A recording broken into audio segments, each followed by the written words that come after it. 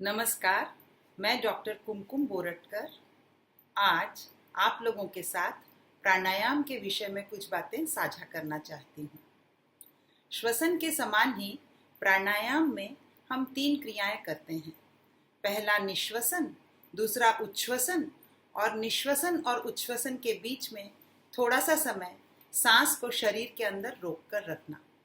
प्राणायाम की भाषा में निश्वसन को पूरक, सांस को शरीर के अंदर रोके रखने को कुंभक और उच्छ्वसन को रेचक कहा जाता है। प्राणायाम करने के लिए, शरीर को तैयार करने के लिए कपालभाति की क्रिया योग में है। यह एक शुद्धि क्रिया है और कपालभाति करने से शरीर प्राणायाम करने के लिए पूरी तरह तैयार हो जाता है। कपालभाति करते समय हम 120 सशब्द उच्छ्वसन करते हैं। ये शब्द लोहार की भांति से आने वाले भक्क के समान होनी चाहिए। 2 सशब्द उच्छ्वसनों के बीच में एक निशब्द निश्वसन अपने आप ही हो जाता है। इसके लिए न तो समय दिया जाता है और न ही कोई आवाज निकाली जाती है। आप देखिए किस तरह से कपालभाति की जाती है। मैं आपके लिए कपालभाति के 2 उच्छ्वसन करके दिखाती हूँ।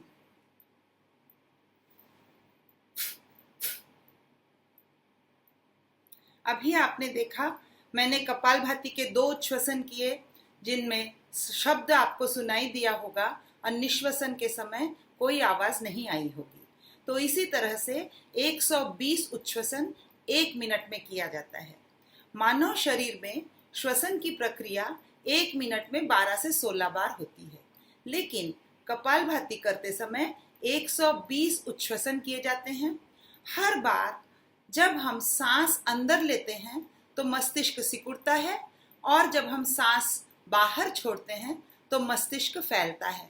यह प्रक्रिया श्वसन के समय 12 से 16 बार होती है, लेकिन कपालभाति के समय 120 बार मस्तिष्क सिकुड़ता है और 120 ही बार यह फैलता है। यह सिकुड़न और फैलाव मस्तिष्क को बहुत अच्छा व्यायाम देता है, उसका स्वास्थ्य सुधरता है और उसकी कार्यक्षमता में विकास होता है।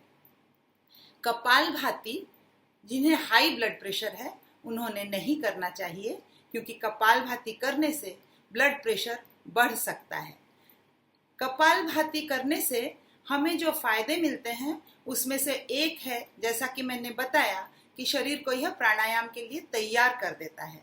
तो मैं चाहूंगी कि अब आप सब मेरे साथ कपालभाति का अभ्यास करें, 1 आवर्तन। तो इसके लिए आप सभी सीधे बैठ जाएं। सिर, गर्दन और मेरुदंड को एक सीधी रेखा में रखें। इसके लिए ठुड्डी को थोड़ा सा नीचे की ओर झुकाएं, अपने छाती की ओर, और बिल्कुल तनाव रहित होकर बैठ जाएं। अभी आंखें बंद कर लें और जब मैं रेडी स्टार्ट कहूंगी तब 2 सशब्द उच्छ्वसन आप करें। यस, आंखें बंद, रेडी, स्टार्ट, रिलैक्स। यह आपने कपालभाति के 2 उच्छ्वसन किए, बहुत अच्छा हुआ और यह आपका पहला अनुभव था। मैं चाहूंगी कि अभी हम 5 उच्छ्वसन करेंगे। ध्यान रहे, कंठ से कोई आवाज नहीं आनी चाहिए।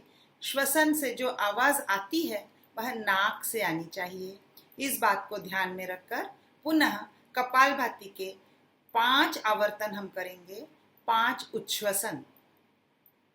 रिलैक्स, आंखें बंद, रेडी, स्टार्ट।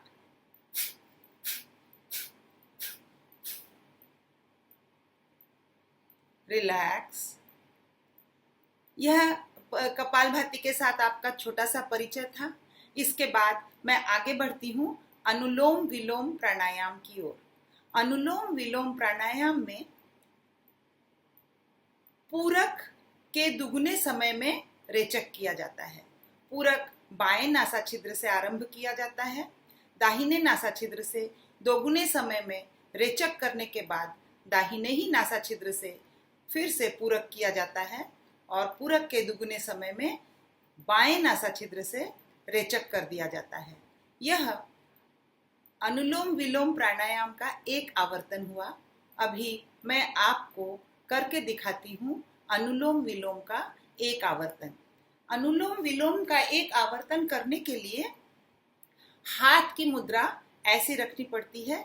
देखिए, अंगूठा खड़ा है, दोनों उंगलियां अंदर दबी हुई हैं अंगूठे के बाद की, उसके बाद की दोनों उंगलियां खड़ी हैं और बाएं नासा छिद्र को दाहिने नासा छिद्र को दबाने के लिए हम अंगूठे का प्रयोग करते हैं।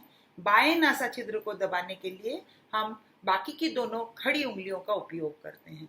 तो मैंने अपना दाहिना नासा छिद्र बंद किया और पूरक करते समय मैं सांस को अंदर खींचूंगी और अपने हाथ को अपने शरीर की तरफ खींचूंगी। रेचक के समय मैं हाथ को शरीर से दूर हटाऊंगी। देखिए, आपके लिए अनुलोम विलोम का एक आवर्तन।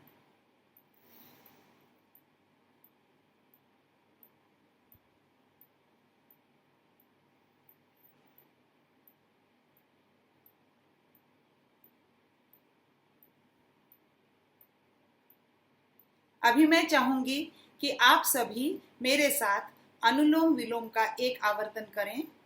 मेरे निर्देश आपके साथ रहेंगे। सीधे बैठिए, सिर, गर्दन और मेरुदंड को एक सीधी रेखा में रखिए। अपने दाहिने हाथ के अंगूठे से दाहिना नासा छिद्र हल्के से दबा लीजिए और मेरे इंस्ट्रक्शन के साथ आप अभी पूरक और रेचक करेंगे। पूरक के लिए मैं 2 गिनूंगी और रेचक के लिए दुगुना समय तय करने के लिए उसी लय में 4 गिनूंगी। नासा छिद्रों के दबाव को बदलने के लिए मैं चेंज ऐसा कहते जाऊंगी। Yes, ready, start. 1 2 change 1 2 3 4 1 2 change 1 2 3 4 relax. अभी यह आपका एक आवर्तन हुआ। मैं चाहूंगी कि हम 2 आवर्तन एक साथ अनुलोम विलोम प्राणायाम का पुनः करें। तो तैयार हो जाइए। Ready, start. 1 2 1 2 3 4 1 2 change 1 2 3 4 1 2 change 1 2 3 4 1 2 change 1 2 3 4 relax.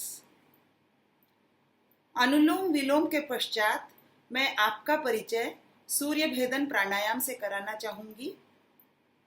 सूर्य भेदन प्राणायाम के एक आवर्तन के लिए दाहिने नासा छिद्र से पूरक और बाएं नासा छिद्र से दुगने समय में रेचक किया जाता है।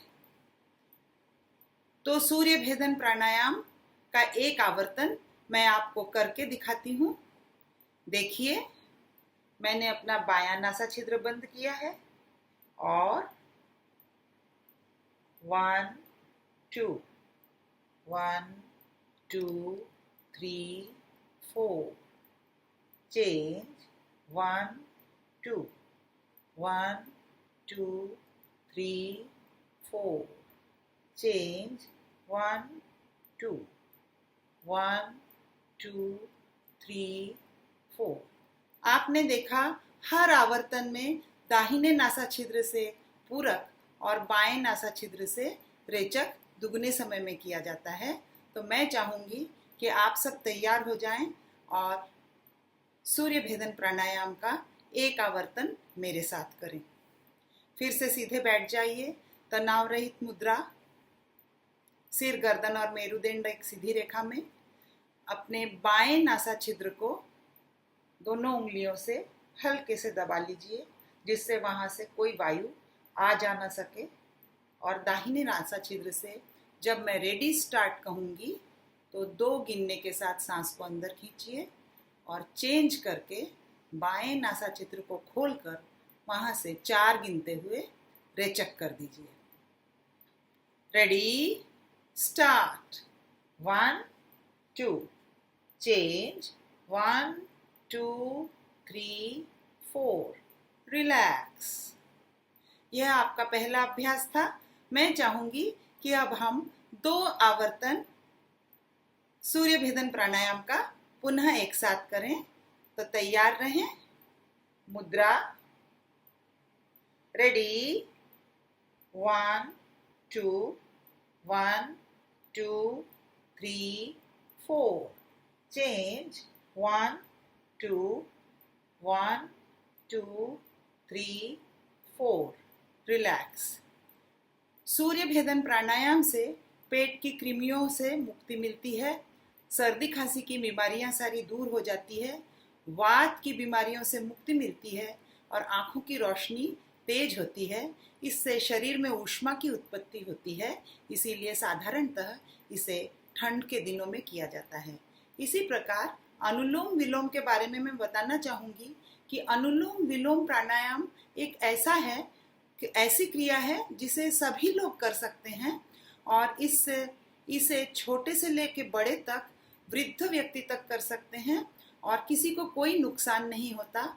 शरीर के सारे अंग अधिक सक्रिय और अधिक सक्षम होकर काम करने लगते हैं, क्योंकि अनुलोम विलोम से मस्तिष्क के आधे आधे गोलार्ध दाहिने और बाईं तरफ से निश्वसन करते समय अधिक सक्रिय हो जाते हैं और उनका नियंत्रण शरीर के भागों पर, अंगों पर अधिक अच्छा हो जाता है। इसीलिए अनुलोम विलोम प्राणायाम सभी कर सकते हैं।